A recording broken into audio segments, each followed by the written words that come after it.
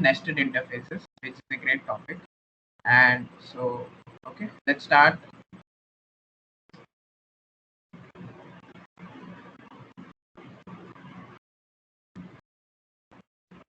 Is my screen visible?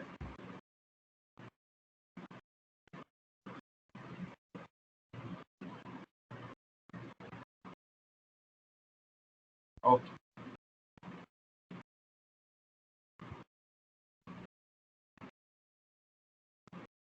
Okay, great. So let's see quickly the table of contents. As I said, final keyword, then the nested class. There are two types, non-static and static, and last we'll cover the nested interface. So let's start with the final keyword. Final is a predefined keyword जो Java में होती है, and ये हम तीन positions पे use कर सकते हैं. सबसे पहले फाइनल हम यूज कर सकते हैं किसी वेरिएबल के साथ. अगर हम वेरिएबल के साथ करेंगे तो we can not change the value of the variable throughout the program. अगर हम वेरिएबल के साथ करेंगे तो इट इज बेसिकली एक कांस्टेंट की तरह बन जाएगा, उसके पूरे प्रोग्राम में हम कहीं पे भी चेंज नहीं कर सकते. अब इसका एक रियल लाइफ एग्जांपल मैं दे सकता हूँ. फॉर एग्जांपल आप कोई गवर्नमेंट का कोई बना रहे हो, आधार सर्विसेज पे कोई एप्लीकेशन या फिर कोई भी प्रोग्राम बना रहे हो, तो जो आधार नंबर है वो यूनिक और कहीं पे भी चेंज नहीं होना चाहिए. एक बार यूजर ने इनपुट दिया अपना आधार नंबर, तो कोई भी प्रोग्राम या कोई भी फंक्शन उसका जो इंटरनल वर्किंग है उसमें कहीं पे भी हम चेंज नहीं करना चाहिए उस आधार नंबर को. तो हम वहाँ पे आधार नंबर वेरिएबल जो है स्ट्रिंग या फिर इन डेटा टाइप जो भी डेटा टाइप है उसके आगे हम फाइनल की तरह डिक्लेयर कर देंगे, तो वो चेंज नहीं होगा. कोई भी प्रोग्राम या कोई भी लाइन ऑफ द कोड उसको चेंज नहीं कर सकता. And next let's see final method. मतलब मेथड के साथ फाइनल लगाते हैं तो क्या होता है, we can not override that method in the child class. मतलब मान लो एक क्लास ए है, उसको इनहेरिट कर रहा है क्लास बी, तो उसके अंदर ए के अंदर जो भी मेथड है, फॉर एग्जांपल वॉइड शो होगा, तो उसके आगे हमने फाइनल कीवर्ड लगा दिया, तो वो जब बी इनहेरिट करेगा तो वो ओवरराइड नहीं कर पाएगा शो वाली फंक्शन. इसको हम कोड में भी देखेंगे अभी, बस एक बार अभी देख लेते हैं कि कौन कौन से पॉइंट्स है. तो थर्ड पॉइंट है फाइनल विद क्लास. हम क्लास के साथ भी फाइनल लगा सकते हैं. जब हम क्लास के साथ फाइनल लगाते हैं तो the class can not B inherited further. मतलब उसकी जो इनहेरिटेंस का फ्लो है वहां पे हम खत्म करते हैं. That is the termination of that class. उसके कोई भी क्लास उसको इनहेरिट नहीं कर पाएगा. तो let me see the chat. Alright, so let's start with the code. हमने एक सैंपल क्लास बनाया, ठीक है. उसके अंदर हमने एक int something, for example some variable is equal to 100. ठीक है, हमने ये नॉर्मल वेरिएबल है. एक void show फंक्शन भी बना लेते हैं just to see system dot spelling system dot out dot println. इसके अंदर क्या करते हैं, हम प्रिंट करा लेते हैं variable is equal to variable. Alright, अब हम एक मेन क्लास बना लेते हैं. फाइनल कीवर्ड, उसके अंदर public static void main, public static void main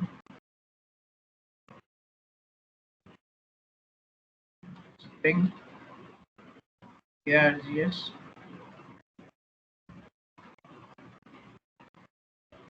इसके अंदर हम एक सैंपल का ऑब्जेक्ट बना लेते हैं, obj equal to new sample constructor, and then let's call obj dot show. पहले नॉर्मल, ये एक नॉर्मल क्लास है, नॉर्मल हमने उसका ऑब्जेक्ट बनाया. एंड लेट्स चेक कि अगर हमें कोई कंपाइलर का यहाँ पे एरर दिखता है तो हम यहीं पे सॉल्व कर ले ताकि फर्दर उसको कोई प्रॉब्लम ना करे.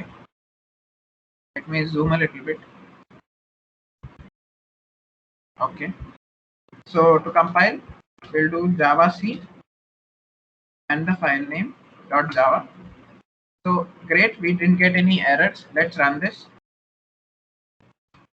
To run we write java and the file name. We got variable equal to 100. ये हमने बेसिक println स्टेटमेंट के साथ एक प्रिंट कराया, एक वेरिएबल स्टोर करा के उसका ऑब्जेक्ट बनाया हमने एंड शो मेथड को कॉल किया. ये बेसिक कोड था. अब इस यहाँ पे फाइनल वेरिएबल का यूज देखते हैं. मान लो हमने वेरिएबल के आगे फाइनल लिख दिया, ठीक है, तो अब ये वेरिएबल जो है वो फाइनल टाइप का डिक्लेयर हो गया, एंड अब इसकी वैल्यू जो है 100 जब हमने यहाँ दी, अब इसको कोई चेंज नहीं कर सकता throughout the program. For example void show में मैंने बोला वेरिएबल का वैल्यू 100 नहीं, मुझे चाहिए 50, मतलब लेट्स सी 50, ठीक है। अब इसको कंपाइल करके देखते हैं। अकॉर्डिंग टू फाइनल कीवर्ड का जो डेफिनेशन था वो ये था कि हम इसको चेंज नहीं कर सकते। तो देखा, जैसे कि हमने देखा था, can not assign a value to a final variable equal to 50, इस लाइन पे एरर है। So we can not change the value of this variable as it is declared as final. Yes we can print it, हम लोग यहाँ पे print करा सकते हैं, इसको प्रिंट करके देख लेते हैं कि यहाँ पे भी कोई एरर आएगा क्या। We can just print it, but उसकी वैल्यू जो है वो हम चेंज नहीं कर सकते। अब आते हैं फाइनल कीवर्ड विथ मेथड। यहाँ पे जैसे ऑलरेडी हमारे पास शो फंक्शन है, तो यहीं पे हम इसको फाइनल डिक्लेयर कर देते हैं। तो इसका यूज क्या था, जब कोई क्लास इसको इनहेरिट करी, for example let's have one child class, मैं चाइल्ड क्लास बना देता हूँ, और ये एक्सटेंड कर रही है सैम्पल क्लास, ठीक है, सैम्पल क्लास को एक्सटेंड कर रही है। तो हमारे अकॉर्डिंग क्या था, अब ये फाइनल वॉइड शो सैम्पल के अंदर है, and sample is getting inherited into the child. So what the final use of final keyword with the method is, we cannot override that show method. हम show को वापस body नहीं दे सकते child class में। For example यहाँ पे हम change कर देते हैं इसका आउटपुट, ओवरराइडेड लिख देते हैं, ठीक है, जस्ट फॉर सिंपल पर्पस। हम इसको सेव करते हैं एंड इसको कंपाइल करके देखते हैं। We got an error. Child in show in child cannot override the show in sample, because यहाँ पे हमने फाइनल डिक्लेयर किया था इस मेथड को। इसकी वजह से जब ये क्लास एक्सटेंड हुई, इस शो फंक्शन का ओवरराइड नहीं कर पाए। ये है कि वो इनहेरिट तो हो जाएगा चाइल्ड क्लास में, वो इनहेरिट हो जाएगा, बट ओवरराइड नहीं हुआ। इसको चेक कर लेते हैं एक बार। इसका ऑब्जेक्ट ना बना के हम चाइल्ड क्लास का ऑब्जेक्ट बनाते हैं इस बार। Child C1 is equal to new child constructor. अब मैं C1 डॉट शो को कॉल कर सकता हूँ, क्योंकि चाइल्ड क्लास में इनहेरिट तो हो गया है शो फंक्शन, बट वो ओवरराइड नहीं कर पाएंगे क्योंकि वो final declared. Let's see, compile करके देखो, कंपाइल हो गया और हमें प्रिंट भी आ गया शो फंक्शन के अंदर जो था। तो this is the basic use of final with the method. अब देखते हैं final keyword with the class. अगर क्लास के पहले मैंने फाइनल लिख दिया, जैसे पॉइंट था क्लास के आगे हमने फाइनल लिख दिया, तो वो इनहेरिटेंस उसकी वही स्टॉप हो जाएगी। मतलब कोई और क्लास उस सैंपल क्लास को एक्सटेंड नहीं कर सकता। मतलब ये गलत, लाइन नंबर 12 पे हमें एरर आ जाएगा, क्योंकि सैंपल जो है वो एक्सटेंडेबल नहीं है, अब इनहेरिट नहीं कर सकते। लेट्स सी, कंपाइल करके देखते हैं, सेव करके देखो हमारे पास एरर आ गया, can not inherit from final sample. Alright, this is the basic use of final keyword. आप बड़े बड़े प्रोजेक्ट्स करते हैं, जो आज के टॉपिक्स है ना, जो आज की क्लास में हम पढ़ेंगे, वो सारे ऐसे टॉपिक्स है जो एड ऑन्स है, जावा में फीचर्स है ये सब, मतलब ये भी कर सकते हो तुम। अब इसका यूज, जो प्रैक्टिकल यूज है, वो तुम जब प्रोजेक्ट बनाने लगोगे, तुम अपने अकॉर्डिंग जो वर्क फ्लो होगा उसके लिए तुम यूज कर सकते हो, बट एज सच इसका प्रैक्टिकल तुम जब प्रोजेक्ट करोगे तभी तुम्हें आएगा। ऐसा एग्जाम्पल तो ऐसा कोई वो होता नहीं है, ठीक है। तो any doubt still, can we implement it in child class? The final, what are you asking, Gautam? Can you specify? What shall we implement?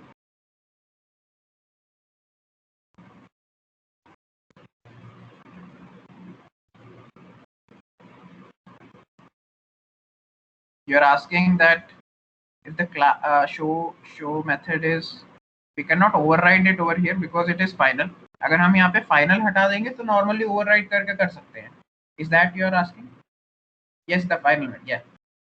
See, अगर हम इसको final हटा दें, ठीक है, यहाँ पे भी हटा देते हैं। मान लो इसको मैंने ओवरराइड करा के,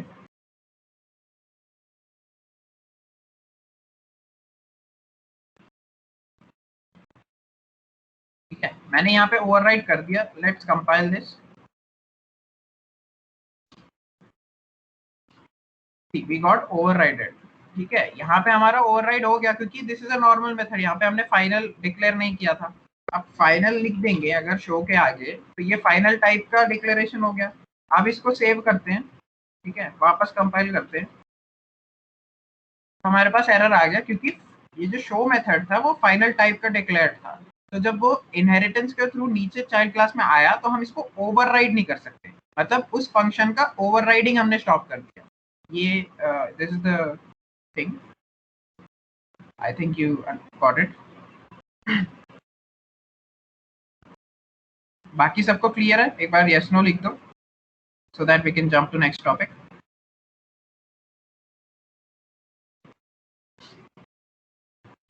एक बार एक्नॉलेज कर दो सब लोग। कितने लोग हैं हमारे पास? We got 45 guys, come on, great, okay, all right. So let's get to the next topic, that is nested classes in Java. We nested classes basically, as the name suggests, एक class के अंदर दूसरा class लगाना, that is nesting of classes. And अगर inner class जो है, जो class के अंदर वाली जो class है, अगर वो static है तो उसको हम कहेंगे static nested classes, अगर वो नहीं है तो non static nested classes। इसको अभी डेप्थ में डिस्कस करते हैं। सबसे पहले नॉन स्टैटिक नेस्टेड क्लासेस, उनको इनर क्लासेस के नाम से भी बोला जाता है। It is also known as inner classes, the non static nested classes. This is the basic overview how it looks.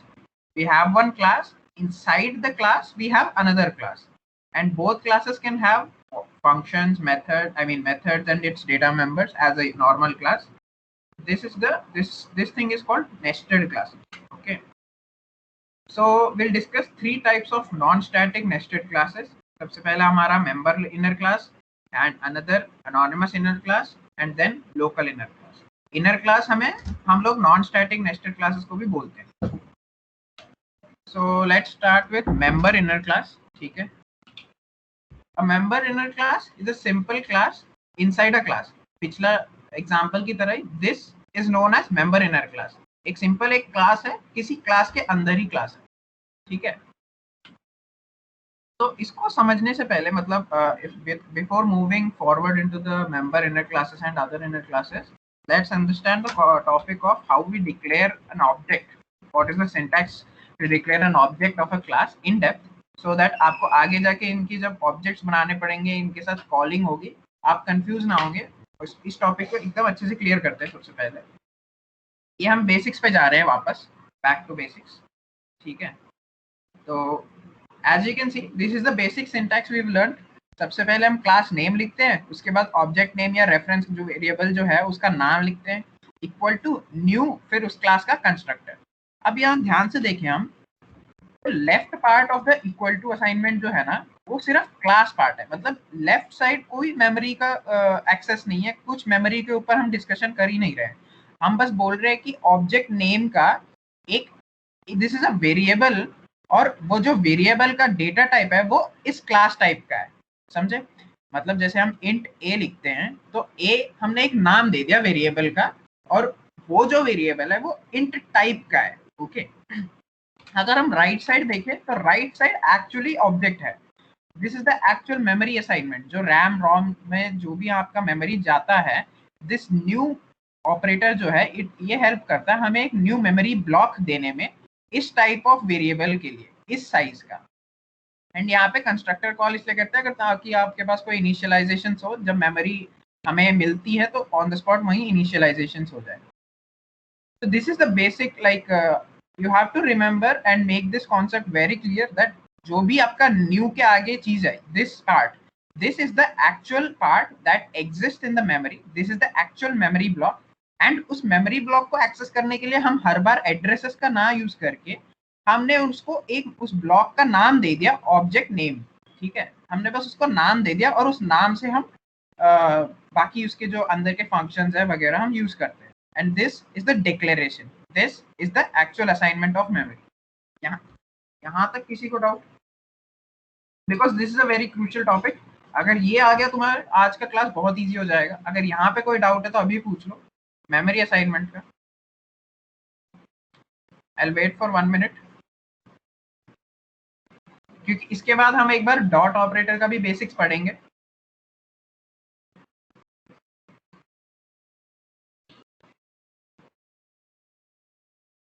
Okay, I think everything is clear as I'm not getting any doubts. ठीक है. Can you please explain that this part again? All right, all right. See,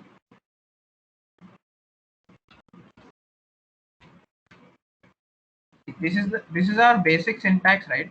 Of sorry, this is the basic syntax of creating the object, right? This is the syntax we follow.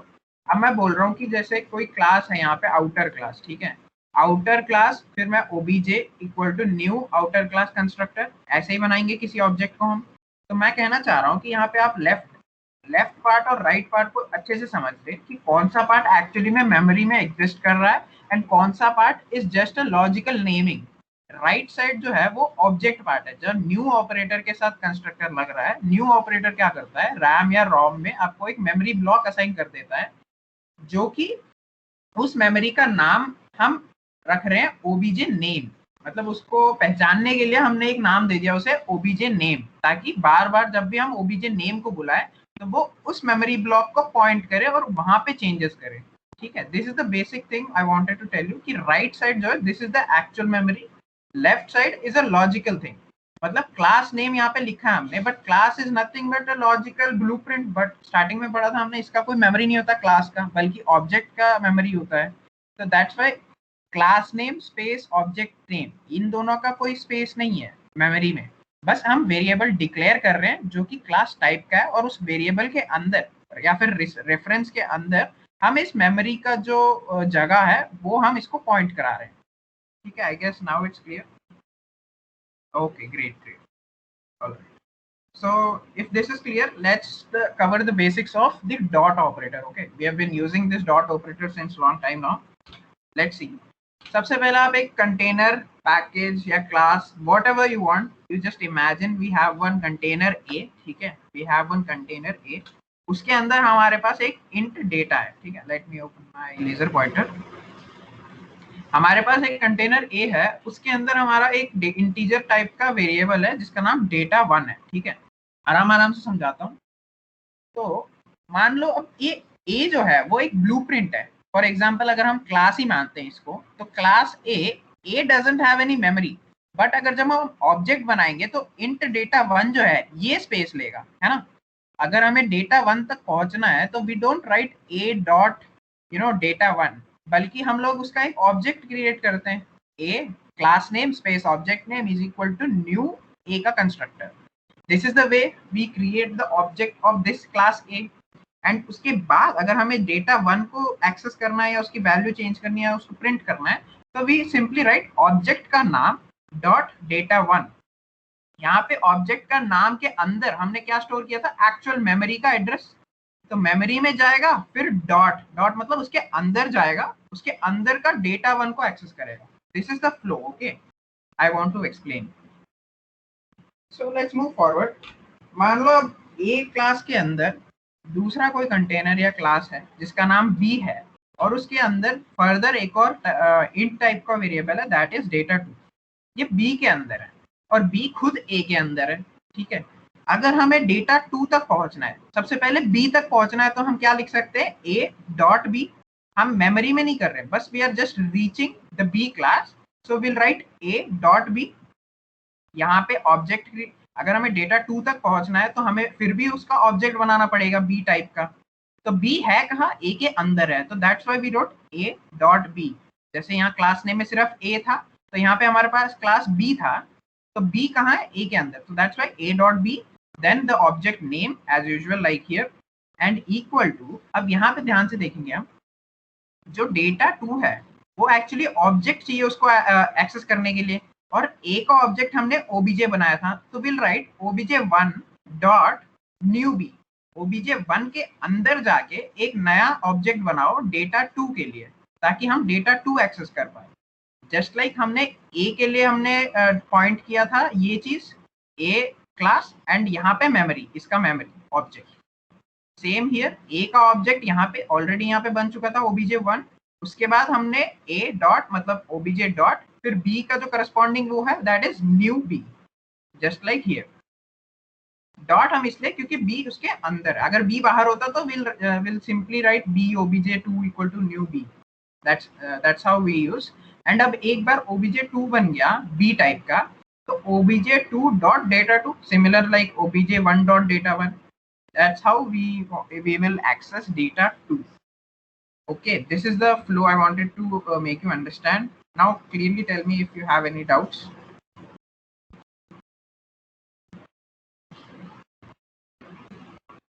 ये clear है तो we can move forward.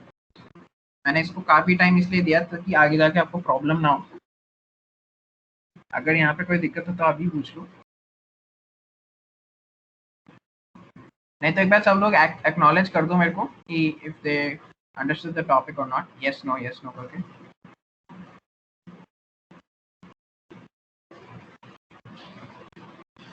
Clear. Okay.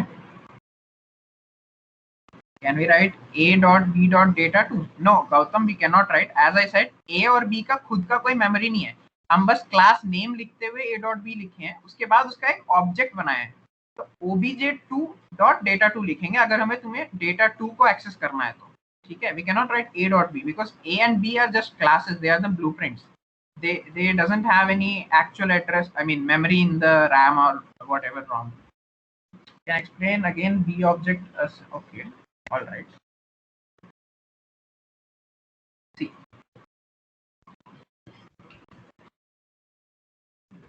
ए का तो तुम लोग समझ गए ना. This is the normal object, common object. ठीक है. अब इसका सिंटैक्स देखो तुम. सिंपल. सिर्फ फर्स्ट लाइन का सिंटैक्स देखो. पहले हमने क्लास नेम लिखा. ठीक है. अगर बी का ऑब्जेक्ट बनाना है हमें तो बी तक पहुंचना है हमें, तो बी ए के अंदर है, तो that's why we wrote class name में A dot B. This is clear right. उसके बाद this is just the class name. Syntax हम फॉलो कर रहे हैं बस.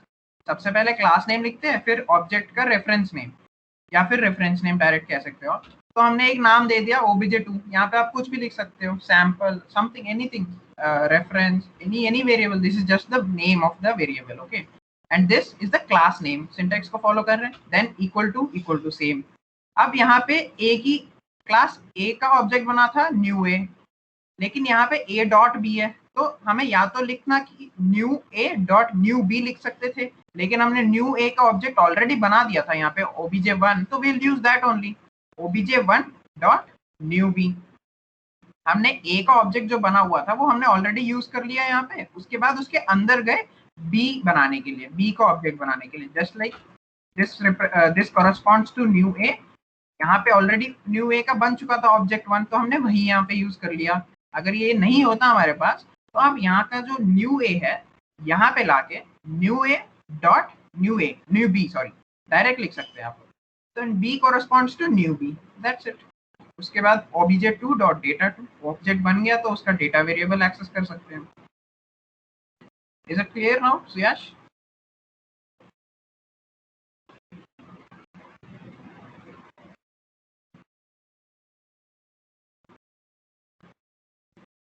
All right. Any other doubts?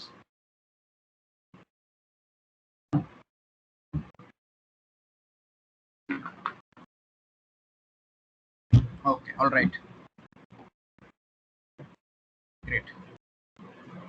So let's get back to our member inner class only. Again, we were here, right? Member inner classes. So let's recap. Member inner class is a simple class inside a class. जैसे हमने देखा था. For example अब हमने A B की बातें करी थी, तो let's C with that example only. हमारे पास एक क्लास ए है, उसके अंदर एक और क्लास है बी. अब बी भी तो एक खुद एक क्लास टाइप ही है ना, मतलब that is also one class. तो वो अपने आप अपने फंक्शंस हो सकते हैं, उसके डेटा मेंबर्स हो सकते हैं. तो ऐसे यहाँ पे b का एक फंक्शन है f1. जैसे पहले b में डेटा 2 था, वैसे ही this is a normal method that b contains which is called void f1.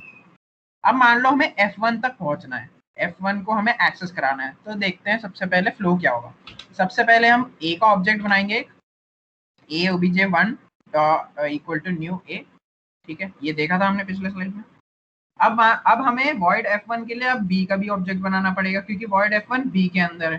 तो b के अंदर का ऑब्जेक्ट बनाने के लिए this was the syntax a dot b obj2 equal to obj1 dot new b. ठीक है. अब एक बार obj बन गया, इस क्लास b का ऑब्जेक्ट बन गया, तो किसी भी मेथड को कॉल करने के लिए क्या होता है, हमें direct obj2 dot f1 direct ये लिखते हैं ऑब्जेक्ट नेम डॉट उस मेथड का नेम, ऐसे ही कॉल करते हैं मेन मेथड में, that's it. This is the example. Now let's see with the code. Let us understand it with code. Chat, okay. तो हम एक नया फाइल बनाते हैं, write it as inner classes.java. ठीक है, हम एक क्लास बनाते हैं आउटर, उसके अंदर हमारा एक इनर क्लास, ठीक है, बेसिक फ्रेमवर्क है.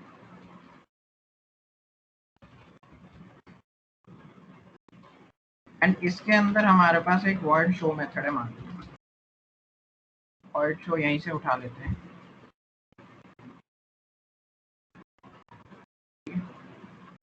एंड यहाँ पे हम प्रिंट करा देते हैं printing from inner class.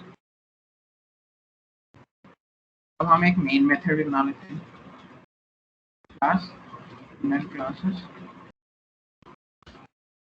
Public static void main, यहीं से उठा देते हैं.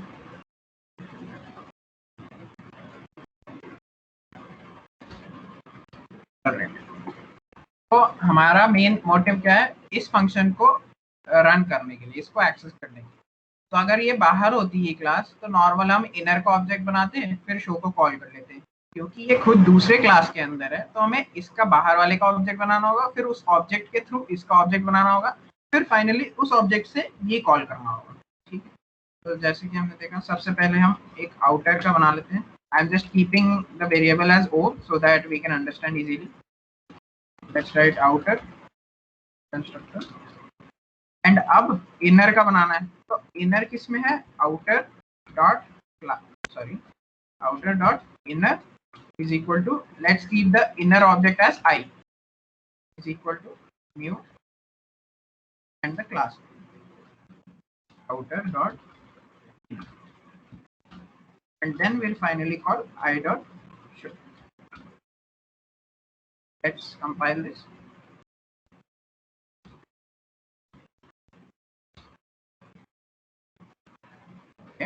Okay, sorry, as I said, we have to access through the object o dot new inner. All right.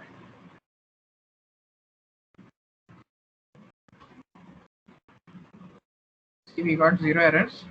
Let's run the file. We got the output as printing from inner class. Let's recap what we did. हमने एक outer class का एक object बनाया जिसका नाम था ओ.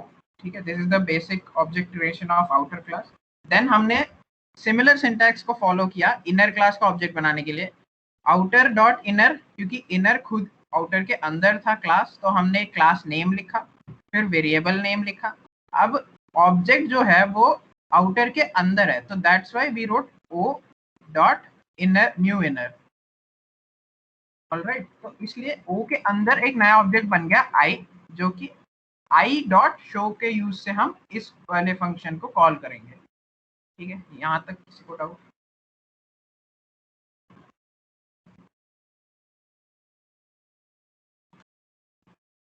Any doubt? Okay, now अब कुछ पॉइंट्स डिस्कस कर लेते हैं इनर एंड आउटर क्लासेस के, जो कि इम्पोर्टेंट है. अब मान लो हमारे पास एक इंट आउटर एक वेरिएबल लेते हैं, outer data is equal to 100. ठीक है, एक इस क्लास के अंदर ले लेते हैं int inner data is equal to 20. Outer class का डेटा मेंबर है आउटर डेटा, इनर क्लास का डेटा मेंबर है इनर डेटा. अब एक कॉन्सेप्ट ये है कि इनर क्लास जो है, जो आउटर क्लास के जो वेरिएबल्स और फंक्शंस है वो यूज कर सकती, वो एक्सेस कर सकती. फॉर सपोज हम इस शो मेथड में यहाँ पे हम आउटर डेटा को एक्सेस कर सकते हैं, हम ये प्रिंट करा सकते हैं. जो इनर क्लास है ना, वो आउटर के वेरिएबल्स एंड फंक्शंस को कॉल कर सकती है, बट जो इनर के चीजें हैं वो आउटर क्लास नहीं कर सकती. Vice versa is not possible. Let's compile this first.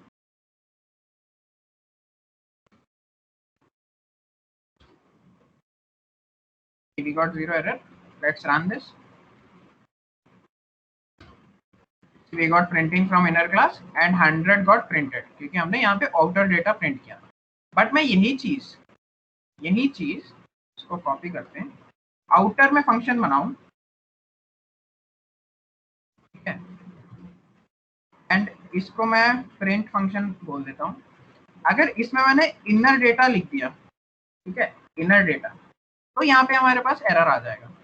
O dot print भी कॉल कर लेते हैं, बिकॉज हमने ओ डॉट प्रिंट यहाँ पे इसलिए लिखा क्योंकि प्रिंट जो है वो आउटर क्लास का था, इनर से तो कोई मतलब ही नहीं है उसका, नॉर्मल आउटर क्लास के था. बट हमने वेरिएबल यहाँ पे एक्सेस करने की कोशिश करी, दैट इज इनर क्लास के अंदर वाला data variable. So let's compile this. देखा हमारे पास एरर आ गया, can not find symbol inner data. That's why I said inner के जो कंटेंट्स है वो आउटसाइड ऑफ द क्लास नहीं यूज कर सकते, बट आउटर क्लास के जो कंटेंट्स हैं हम इनसाइड इनर क्लास यूज कर सकते. Alright, is this clear till now? Okay.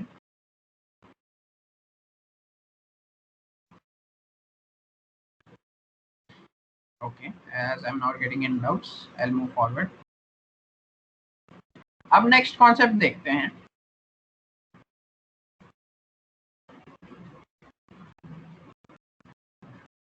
Next concept is local inner class. As the name suggests, local means it is a simple class inside a method this time.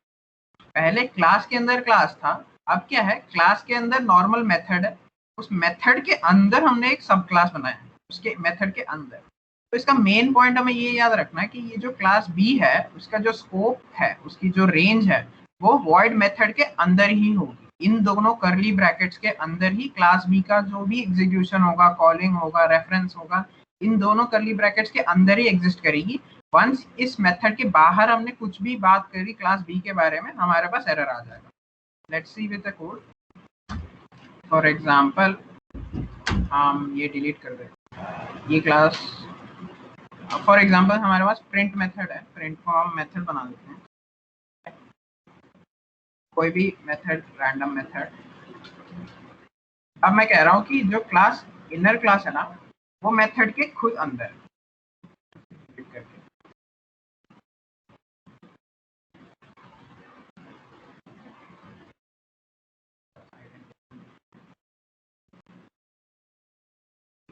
This is the flow. हमारे पास एक outer class है, ठीक है, उसके अंदर normal उसके variables and methods है, उसके वन ऑफ द मेथड्स में उसके मेथड के अंदर एक क्लास डिफाइंड है, ठीक है, इनर क्लास. अब मैं कहना चाहता हूँ कि ये जो क्लास है ना, इसका जो स्कोप और ये जितनी भी इसका रेंज है, वो इन दोनों line number 7, line number 20, that is void method के जो करली ब्रैकेट्स है उसके अंदर ही एग्जिस्ट करेगा. अगर हमें इसकी ऑब्जेक्ट बनानी है तो हमें यही बनानी पड़ेगी. फॉर एग्जाम्पल ऑब्जेक्ट बनाने के लिए inner obj is equal to new inner and then हम उसको कॉल करना है तो obj.show. अब एक बात ध्यान दो तुम लोग, यहाँ पे हमने आउटर डॉट इनर कुछ नहीं लिखा, डायरेक्ट इनर लिख दिया.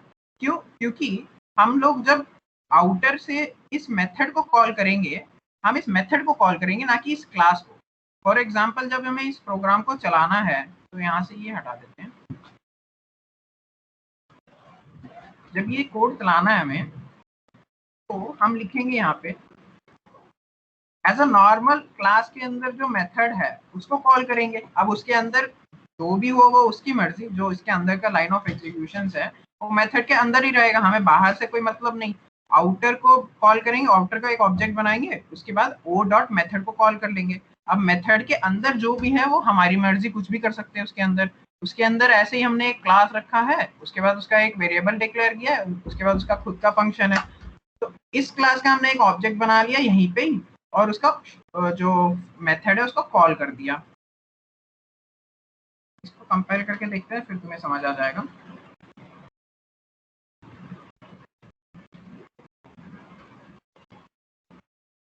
हम इनसाइड ऑफ मेथड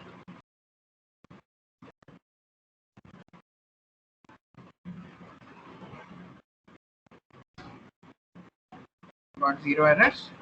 और हमारे पास ये लाइन भी प्रिंट होगी, printing from inner class from inside of method. ठीक है, ये समझ गए तुम लोग? यहाँ पे कोई डाउट्स? कोई डाउट आता है तो चैट बॉक्स में डालते रहो, ठीक है? I check time to time. अभी इसके कुछ पॉइंट्स डिस्कस करते हैं, just like outer and inner class का हमने किया था। तो आउटर क्लास के जितने भी वेरिएबल्स हैं वो ये वाली चीज कर सकती है एक्सेस, जस्ट लाइक यहाँ पे हमने आउटर डेटा को प्रिंट कराया था ना।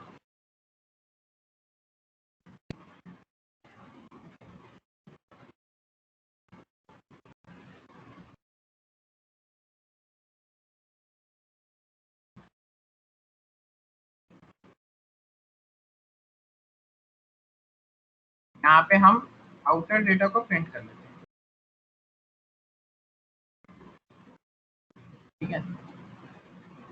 देखते हैं कंपाइल करके,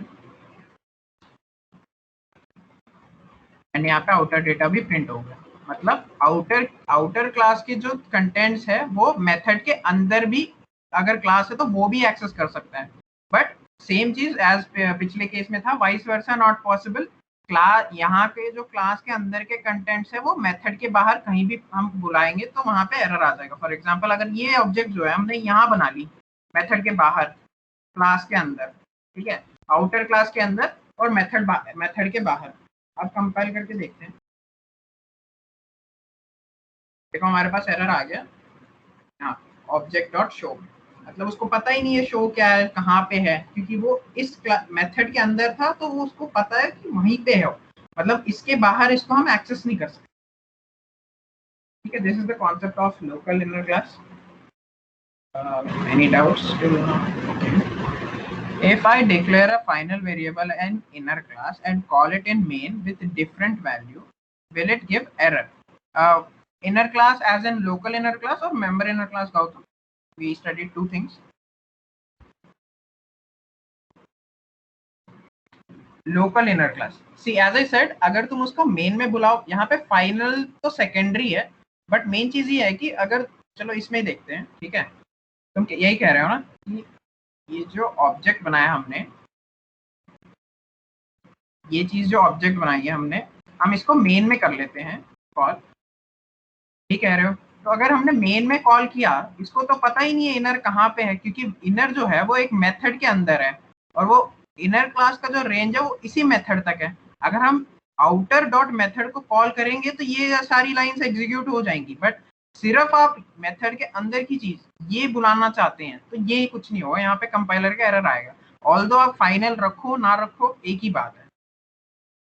अगर आप फाइनल भी रखते हो ना, आपका डाउट यही था कि call it in main with different value, will it get error? Call it with main with different value means आप कह रहे हैं कि किसी भी फाइनल वेरिएबल का वैल्यू चेंज करना। वैसे first of all in this question as you asked, final variable is a secondary error.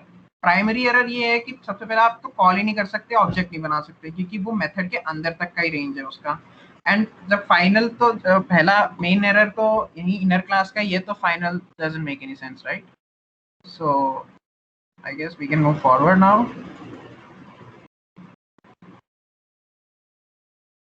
Next, the most interesting topic, anonymous class. As the name suggests, a class without name. Okay, this is interesting. Let's see why we use it. सबसे पहले, it should be used if you have to override method or class or interface. पिछले classes में हमने abstract classes and interfaces के बारे में पढ़ा था। अब हमें वो फंक्शंस यूज करने के लिए एक क्लास बनाते थे, फिर उसमें ओवरराइड करके उस क्लास का ऑब्जेक्ट बना के यूज करते थे। This was the flow which we used in the previous classes. अब उस काम को छोटा, मतलब उस काम को एलिमिनेट पूरी तरह करने के लिए हमें एक स्मॉलर वर्जन, मतलब this is a shortcut you can say, we can create an anonymous class. उसका नाम कंपाइलर अपने आप से ले लेगा। इसका सिंटैक्स भी देखते हैं सबसे पहले। बिफोर दैट हम लोग दो टाइप्स के लिए एनोनिमस इनर क्लास क्रिएट कर सकते हैं। सबसे पहले क्लासेस के लिए कर सकते हैं एंड देन इंटरफेस के लिए। क्लासेस नॉर्मल कॉन्क्रीट क्लास भी हो सकती है, एब्स्ट्रैक्ट क्लास भी हो सकती है। ठीक है, let's see with the code.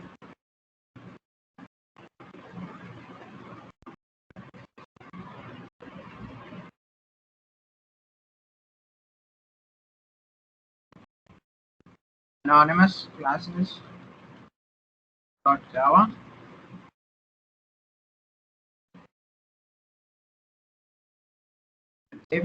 सबसे पहले एक मेन क्लास ही बना लेते हैं इस बार, anonymous क्लास, फिर पब्लिक स्टैटिक वॉइड यहाँ से ले लेते हैं।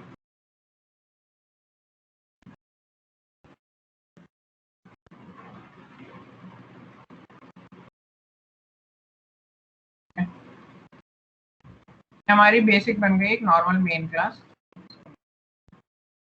मैं कह रहा हूँ कि हमारे पास एक एब्स्ट्रैक्ट क्लास है जो कि ना फॉर एग्जांपल कोई क्लास नेम एनीथिंग सैंपल ले लो, ठीक है, एंड इसके अंदर हमारे पास एक एब्स्ट्रैक्ट फंक्शन है,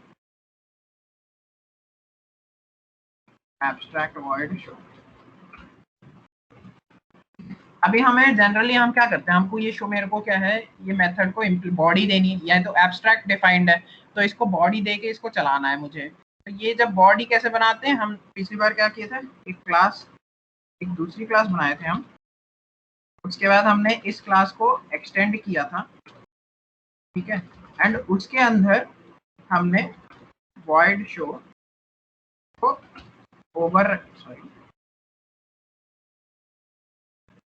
इसके बाद हमने इसके अंदर void show को ओवरराइड करके उसकी इम्प्लीमेंटेशन दी थी। यहाँ पे ऐसा आएगा,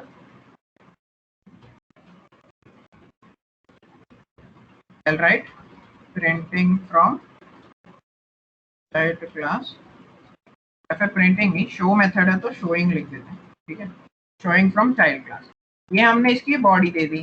अब हम क्या करते थे, मेन क्लास में चाइल्ड का एक ऑब्जेक्ट बनाते थे, child c is equal to new child constructor and then c dot show करते थे। This was the traditional method, हम यही करते थे abstraction के लिए। Let's compile this, let's see if we get any errors till now. Anonymous.java, okay, great, we didn't get any errors. Let's run this. So we got an output showing from child class. अभी तक हमने anonymous के बारे में कुछ discussion नहीं करी। ये this was the basic flow, right?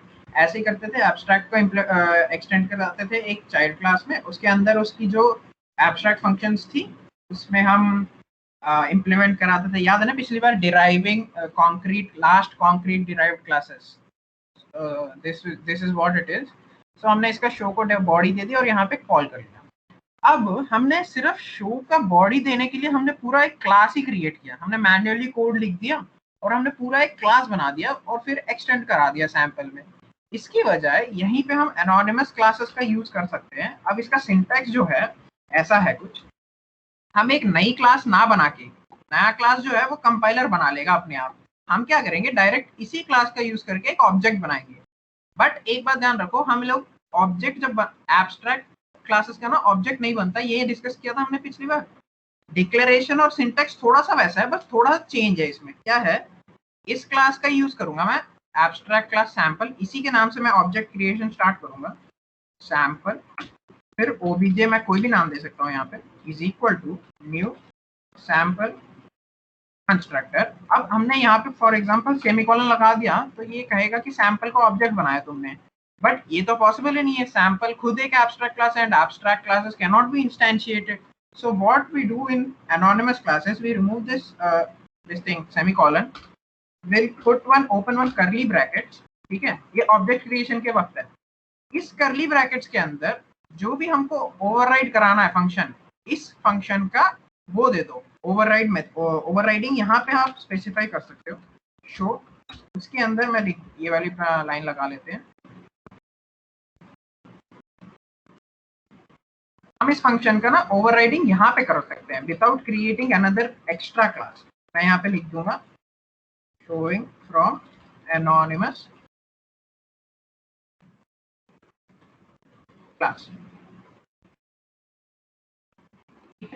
अब लास्ट में सेमीकोलन, ये सिंटैक्स है, ये ध्यान रखना, this is the class name, then you write the object and then the new, then the constructor, and after that you don't put the semicolon but you'll open one curly brackets and then inside that जो भी functions तुम्हें override करनी है, जिनकी भी definitions देनी है, यहाँ पे तुम लोग दे सकते हो, then ultimately put one semicolon. अब क्या हुआ, हम डायरेक्ट अब इस शो ओवरराइडेड मेथड को क्या कर सकते हैं, डायरेक्ट obj डॉट शो ऐसे कॉल कर सकते हैं। इसको अभी कमेंट करते हैं, ठीक है, तो सो दैट हमें पता चले एनोनिमस क्लास वर्क कर रहा है कि नहीं। Let's see if we get any errors और spelling mistakes. Great, we didn't get any. तो यहाँ पे हमारा प्रिंट हो गया शोइंग फ्रॉम एनोनिमस क्लास। ये हो गया बेसिक, हम इसको यूज कैसे करना है। अब इसका जो इंटरनल इम्प्लीमेंटेशन है ना, कि अंदर में चलता क्या है, एनोनिमस क्या चीज है और उसका अंदर हो क्या रहा है, वो यहाँ देखते हैं थोड़ा। ये हमारा एक फॉर एग्जांपल कोई भी क्लास नेम, जैसे हमने यहाँ पे सैंपल यूज किया था, वैसा ही यहाँ पे भी सोच लो तुम। कोई भी इंटरफेस या फिर एब्स्ट्रैक्ट क्लास, कुछ भी आप नॉर्मल क्लास को भी ओवरराइड करा सकते हैं, जरूरी नहीं कि सिर्फ एब्स्ट्रैक्ट हो, ठीक है। तो यहाँ पे क्लास नेम, फिर ऑब्जेक्ट का नाम, then constructor, then we open the curly brackets, and then जो भी हमें क्या कहते हैं मेथड है जिसको ओवरराइड कराना है, ओपन करो उसको, फिर उसकी जो ओवरराइडिंग कर दो यहाँ पे, एंड देन लास्ट में सेमीकोलन करके खत्म करो। अब let's discuss this point. Now what happens if this code when this code compiles, a class is created but उसका नाम डिसाइड होता है कंपाइलर से, but its name is decided by the compiler। उसकी मर्जी कुछ भी देगा, that's why इस क्लास का कोई नाम नहीं है, that's why it is called as anonymous class। अब ये क्लास जो है ना, वो एक्सटेंड करता है द क्लास, इस वाली क्लास को जो anonymous क्लास है वो एक्सटेंड करेगा, and then provides the implementation of show method. जो भी हम ओवरराइड करा रहे हैं वो वहां पे इम्प्लीमेंट करेगा, and then an object of anonymous class is created that is referred by obj1। यहाँ पे obj1 है ना, वो एनोनिमस क्लास का ऑब्जेक्ट है, और एनोनिमस क्लास के अंदर ये वाली जो फंक्शन है वो ओवरराइडेड है। तो जब हमें किसी ऑब्जेक्ट क्लास का मेथड बुलाना होता है तो हम क्या करते हैं, डायरेक्ट obj1 डॉट उसका फंक्शन का name, right. So this is the basic how anonymous classes work। हमने कुछ नहीं, इस कोड पीस ऑफ कोड ने क्या किया, सेम इसकी तरह ही उसने एक क्लास बनाया, बल्कि यहाँ पे क्लास का नाम जो है वो हमें नहीं पता, ठीक है। आई am just putting dot dot, हमें नहीं पता, ये एक क्लास बनाई उसने खुद, और जो क्लास हम यहाँ पे लिख रहे हैं सैंपल, यहाँ पे तुम इंटरफेस भी हो सकता है, एब्स्ट्रैक्ट क्लास भी हो सकता है, नॉर्मल क्लास भी हो सकता है, ठीक है। वो इनहेरिट कराएगा इस वाली क्लास के अंदर, वो खुद एक क्लास बनाएगा जिसमें एक्सटेंड्स लगा के ये वाला क्लास इनहेरिट कर लेगा, क्योंकि इस क्लास के अंदर ये मेथड है तो इसके अंदर इनहेरिट हो जाएगा, और हमने यहाँ पे हमने ओवरराइड करा दिया। जब ओवरराइड करा दिया, सेम इसकी तरह ही एक ऑब्जेक्ट बना देगा, बल्कि यहाँ चाइल्ड की बजाय एक पता नहीं हमें क्लास का नाम क्या है, तो मैं डॉट डॉट लिख दे रहा हूँ। इस C का जो ऑब्जेक्ट है, फिर हम उस ऑब्जेक्ट से शो को कॉल करेंगे, just like we did like obj dot show. So this was the flow. किसी को डाउट्स या फिर समझ नहीं आया anything, please repeat, I mean कुछ भी पूछो।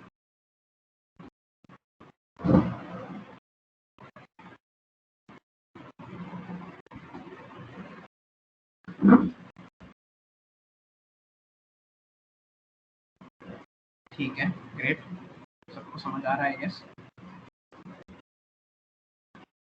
So let's get to the next part, that is static inner classes। अब हमने अभी तक पढ़ा था नॉन स्टैटिक इनर क्लास, अब पढ़ते हैं static inner classes. Static inner classes कुछ भी नहीं है, इसमें जैसे एक क्लास के अंदर क्लास था, तो सेम कॉन्सेप्ट है, क्लास के अंदर दूसरा क्लास है, but here it is declared as static class B, ठीक है। This is the definition, static class created inside a class is called static nested class in Java. तो अब मेन इसका जो चीज है वो ये है कि जो ये वाली क्लास है ना, पहले हमने देखा था कि क्लास आउटर के जितने भी कंटेंट्स और मेथड्स है वो क्लास इनर जो है वो कर रहा था, एक्सेस कर पा रहा था।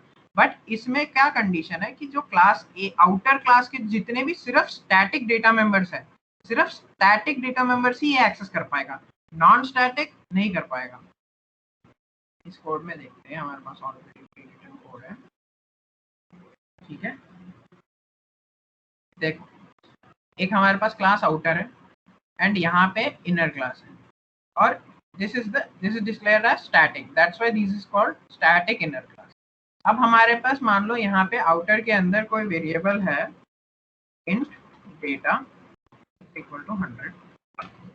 अब ये जो स्टैटिक इनर क्लास के अंदर के जितने भी मेथड्स है ना, वो इस चीज को एक्सेस नहीं कर पाएंगे, वो तभी एक्सेस कर पाएंगे जब ये डेटा टाइप स्टैटिक खुद डिक्लेयर, स्टैटिक इंट डेटा करके। This is the concept. And one more thing, अब इसका ऑब्जेक्ट क्रिएशन भी एक बार जल्दी से देख लेते हैं कि इसका ऑब्जेक्ट कैसे बनाना है, इसको एक्सेस कैसे करना है। Let's comment this part for now, या फिर लेट्स कमेंट दिस पार्ट। ठीक है, तो हमने जैसे पढ़ा था स्टैटिक जब लगाते हैं हम उसकी ऑब्जेक्ट क्रिएट करने की जरूरत नहीं होती, we can directly access the methods of the data members और एनीथिंग, राइट।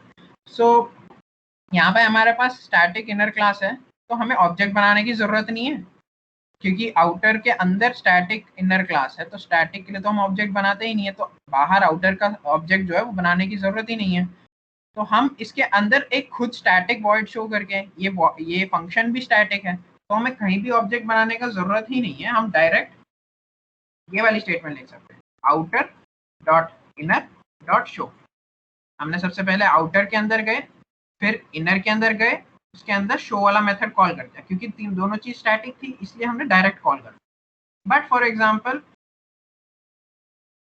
अगर वॉइड शो जो है स्टैटिक क्लास के अंदर ये स्टैटिक टाइप का नहीं है, अगर it is just the void show, then हमें इनर का ऑब्जेक्ट बनाना पड़ता है। क्यों? क्योंकि लेट मी एक्सप्लेन, क्योंकि हम आउटर का ऑब्जेक्ट तो बनाने की जरूरत नहीं है, क्योंकि जब इनर को हमें एक्सेस करना है तो वो तो खुद स्टैटिक है, इसके लिए तो कोई ऑब्जेक्ट की जरूरत ही नहीं है, डायरेक्ट तुम इनर के आगे लिख सकते हो।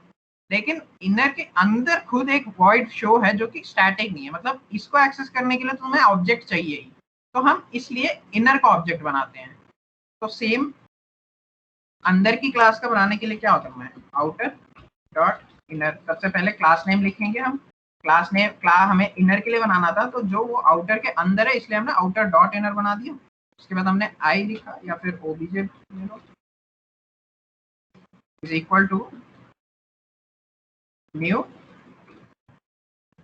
आउटर,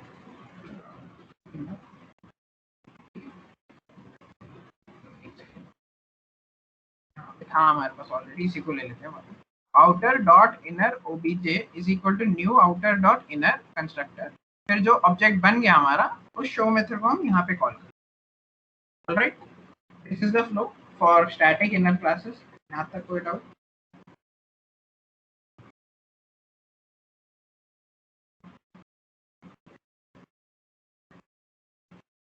एक बात और, जैसे मैंने बोला था आउटर क्लास के जो नॉन स्टैटिक मेंबर्स है उसको हम इनर क्लास में एक्सेस नहीं कर पाएंगे, एंड इनर क्लास का कोई भी हम वैसे भी बाहर कर नहीं सकते unless until it is static. Okay, we have zero doubts. Great. So this takes me to the okay, there is one small explanation over. We'll just recap it. मैंने अभी वही समझाया था। ये हमारा आउटर क्लास है, ये हमारा इनर क्लास है। Static class inner same code है अभी जो हमने किया था, बस मैसेज के नाम वो फंक्शन की नेम डिफरेंट है। तो ये क्वेश्चन है कि जब हमारा इनर क्लास स्टैटिक था हमने वॉइड मैसेज के लिए ऑब्जेक्ट क्यों बनाया, जैसे मैंने समझाया था। तो let's see this in the written type.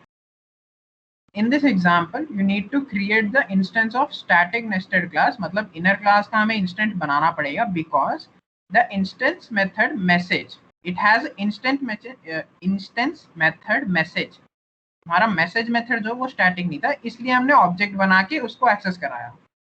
But you do not need to create the object of outer class because the nested class is static।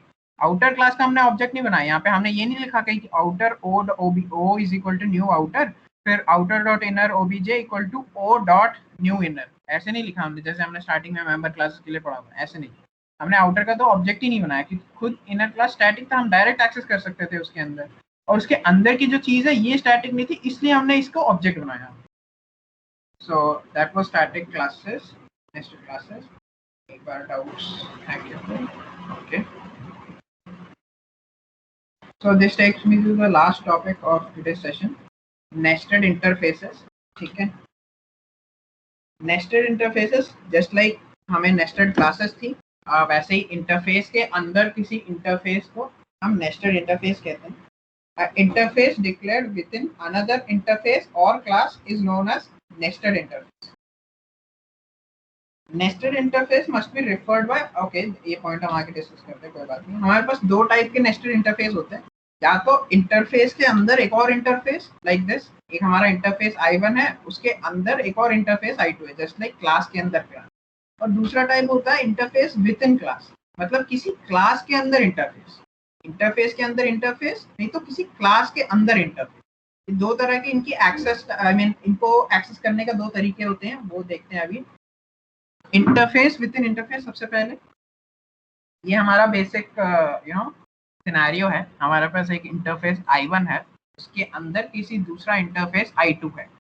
जब हम इनको इम्प्लीमेंट करते हैं, मान लो हमें I2 की चीजें चाहिए, तो हम लिखेंगे क्लास A, फिर implements is a normal keyword, फिर हम यहाँ लिखेंगे I2 I1 के अंदर है ना, इसलिए हमने डॉट ऑपरेटर यूज किया, I1 डॉट I2, तब जाके इंटरफेस I2 के अंदर वाली जो चीज है वो यहाँ पे लाके हम इनकी बॉडी डिक्लेयर कर सकते हैं। एक बार कोड में देखते हैं। I have one code here, ठीक है। सबसे पहले हमारे पास एक इंटरफेस I1 था जिसके अंदर शो मेथड था, ठीक है। उस इंटरफेस के अंदर फर्दर एक और इंटरफेस है जिसके अंदर मैसेज मेथड है, ठीक है, MSG। अब हमें इनको वो करना है, हमें इम्प्लीमेंट करवाना है, ठीक है। तो हम लिखेंगे यहाँ पे क्लास सैंपल, हमने एक क्लास बनाया सैंपल, इम्प्लीमेंट फॉर एग्जांपल मुझे ना सिर्फ मैसेज मेथड को इम्प्लीमेंट कराना है, मुझे शो नहीं चाहिए, तो मैं लिख दूंगा I2 तक पहुंचना है ना हमें, तो मैं लिखूंगा I1 डॉट I2, ऑलराइट। तो I2 की जो चीज है वो मैसेज यहाँ पे हो गया, तो हम ये हटा देते हैं अभी के लिए, या फिर वी कैन कमेंट इट, ठीक है, अभी कमेंट कर लेते हैं। हमारे पास ये मेन क्लास है अपना, हमने बस बनाया सैंपल का एक ऑब्जेक्ट S1, उसके अंदर ओवरराइडेड मैसेज जो है उसको कॉल कर लिया हमने, तो ठीक है। This is the this is how nested interfaces work. And अब जो दूसरा मेथड है, यहाँ तक किसी को डाउट? ओके, जो दूसरा मेथड है दैट इज इंटरफेस के क्लास के अंदर इंटरफेस। तो हमारे पास एक क्लास A है जिसके अंदर इंटरफेस है, इसको हमें इम्प्लीमेंट कराना है दूसरे क्लास में, तो क्या करेंगे, क्लास B इम्प्लीमेंट्स। अब जैसे पिछली बार इंटरफेस के अंदर इंटरफेस था तो I1 डॉट I2 लिखा हमने, अब ये क्लास के अंदर इंटरफेस है तो A dot I1, A is the class name and I1 is the interface name, तो A डॉट I1 लिखा हमने, इसलिए यहाँ पे भी सेम देखते हैं। हमारे पास एक sample2 नाम का एक क्लास है, उसके अंदर एक इंटरफेस है I3 जिसके अंदर शोएबल मेथड है। अगर हमें शोएबल को इम्प्लीमेंट कराना है तो यहाँ पे क्या कर सकते हैं हम, हमने पढ़ा था कि किसी we can use multiple inheritance for interfaces, right, तो वी कैन इम्प्लीमेंट वन और मोर इंटरफेस, तो हम यहाँ पे कॉमा लिख सकते हैं, और इस क्लास के अंदर I3 है, that's why we will right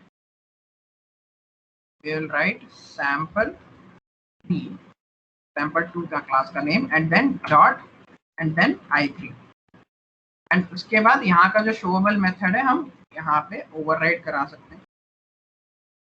तो this is how we use nested interface with interface within interface and interface within class.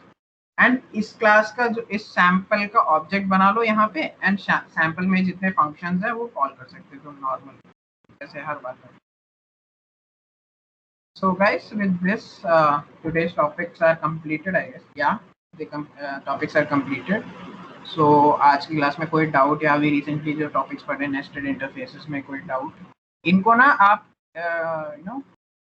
ऐसे भी अंडरस्टैंड कर सकते हैं कि कभी शो को सिर्फ ओवरराइड करो तो देखो एरर आता है कि हमने मैसेज को इम्प्लीमेंट किया या नहीं किया, तो कभी मैसेज को करो और शो को मत करो, देखते रहो यूज केसेस ताकि तुम्हें कॉन्सेप्ट डीप डेप्थ में क्लियर हो। Please explain once more, all right. See Gautam, सबसे पहले हम इंटरफेस के अंदर इंटरफेस भरते हैं, तो इंटरफेस I1 है, उसके अंदर एक नॉर्मल शो मेथड है, हमने जैसे बोला था डिफॉल्ट होता है हमारा, क्या कहते हैं, बाय डिफॉल्ट एब्स्ट्रैक्ट होते हैं जितने भी मेथड्स होते हैं इंटरफेस में, तो वैसे ही एक और इंटरफेस है हमारे I1 के अंदर दैट इज I2, ठीक है, उसके अंदर खुद एक मैसेज नाम का मेथड है। तो हमें मान लो मुझे मैसेज का इम्प्लीमेंटेशन देना है, इंटरनल इम्प्लीमेंटेशन, उसकी बॉडी डिफाइन करनी है, तो जनरली क्या करते हैं हम इंटरफेस की वो देने के लिए, डेफिनेशन देने के लिए हम एक क्लास बनाते हैं, उसके अंदर उस इंटरफेस को इम्प्लीमेंट्स कीवर्ड्स के साथ इम्प्लीमेंट करते हैं, फिर उस जो मेथड है उसकी बॉडी डिफाइन करते हैं, अब एक बार बॉडी डिफाइन हो गई तो वो जो क्लास है उस क्लास का हम एक ऑब्जेक्ट बनाते हैं and then we write obj dot वो क्लास मेथड का name. That's the flow we follow, right. तो हमने सेम किया वापस. मैसेज को हमें इम्प्लीमेंट कराना था और i2 इंटरफेस के अंदर मैसेज था. तो अगर ये i2 बाहर होता तो हम सिंपली लिखते क्लास सैंपल इम्प्लीमेंट्स i2. क्योंकि i2 i1 के अंदर है, इनर क्लासेस की तरह ये भी इनर इंटरफेस है, तो हमने लिख दिया i1 डॉट i2. मतलब i2 तक पहुंचने के लिए हमें पहले i1 तक जाना है, फिर डॉट लगा के उसके अंदर i2 को एक्सेस करना है. तो जब हमने i2 तक पहुंच गए तो उसके अंदर था मैसेज मेथड. अब उसकी बॉडी देनी थी, हमने यहाँ पे दे दी ओवरराइड करके कि उसके अंदर तुम प्रिंट कर दो शोइंग करके कुछ भी लाइन प्रिंट कर दो. एंड जब हमें ये शो फंक्शन मतलब मैसेज फंक्शन जो है उसको एक्चुअली मेन में कॉल करना है, तो हमने कुछ नहीं, ये क्लास सैंपल का एक ऑब्जेक्ट बनाया s1 dot s1 equal to new sample, फिर s1 डॉट मैसेज बोल के ये वाली मेथड को हमने कॉल कर लिया. This is the simple calling of method through an object. अब हमने देखा कि अगर इंटरफेस क्लास के अंदर हो, कोई किसी क्लास के अंदर एक इंटरफेस हो और उस इंटरफेस के अंदर वाले मेथड का हमें देना है क्या कहते हैं ओवरराइडिंग दे के उसको कॉल करनी है. तो सेम इंटरफेस को कॉल करने के लिए इम्प्लीमेंट्स, उसके बाद इंटरफेस का नाम. इंटरफेस i3 जो वो सैंपल 2 के अंदर था. हम डायरेक्ट इंटरफेस i3 तो नहीं लिख सकते क्योंकि सबसे पहले हमें सैंपल 2 तक पहुंचना है, उसके बाद i3 तक पहुंचना है. Just like we wrote i1 dot i2 for i2, यहाँ पे भी हमने सेम लिखा सैंपल 2 डॉट i3. सैंपल 2 तक जाओ पहले, उसके बाद डॉट यूज करके i3 तक पहुंचो. i3 के अंदर हमारे पास शोएबल मेथड था, इसलिए हमने उसको यहाँ पे उसकी बॉडी दे दी ओवरराइड करके, कुछ भी हमने प्रिंट करा दिया शोएबल करके. अब इस मेथड को चलाना था तो मैंने सैंपल को जो ऑब्जेक्ट बनी हुई थी उसके अंदर ही मेथड था, तो हमने s1 डॉट शोएबल मेथड को कॉल किया. I guess this cleared your concept. Great. Thank you, Shivansh. Thank you, Himanshi. Thank you, Rishabh. Thank you, Aditi. Thank you, Gautam. Thank you, Daksh. Guys, you can fill this feedback form. आज के जो questions and notes है मैं थोड़ा सा give me 1 or 2 hours, मैं उस time में अपलोड कर दूंगा. एंड पिछले क्लास के जो क्वेश्चंस थे assignment questions, they are very tricky and concept अच्छा करेगा आपका इंटरफेस और एब्स्ट्रैक्ट क्लासेस का, वो भी बिल्कुल ट्राई करना. आज के सेशन के भी मैं कर दूंगा थोड़ी देर में अपलोड. ठीक है. Do practice these concepts. Interface and abstract classes are very much interesting. बहुत काम आता है ये. आगे जाके आप जब एंड्रॉयड ऐप डेवलपमेंट या फिर कोई भी डेवलपमेंट की